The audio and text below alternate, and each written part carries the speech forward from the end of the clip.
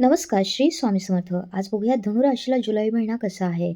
हा महिना कामाच्या दृष्टीने च्या तुलनेने अनुकूल राहील.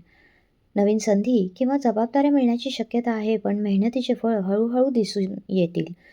आर्थिक उत्पन्न स्थिर राहण्याची शक्यता आहे, मात्र घर, प्रवास किंवा इतर कारणांनी काही अतिरिक्त खर्च होऊ शकतो.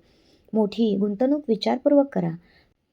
अभ्यासात लक्ष केंद्रित केल्यास चांगले परिणाम मिळू शकतात आणि थकवा, पचन किंवा झोपेची काळजी घ्या. नियमित दिनचर्या फायदेशीर ठरेल. 8वा गुरु असल्यामुळे आणि लहान अडीचकी म्हणजेच लहान पणवती असल्यामुळे थोडा मानसिक आणि शारीरिक त्रास होऊ शकतो. श्री विष्णूची उपासना करावी आणि ओम बुधाय नमः या मंत्राचा जप करावा. शक्य असल्यास विष्णू सहस्रनाम किंवा दत्त स्तोत्र याचे पठण करावे.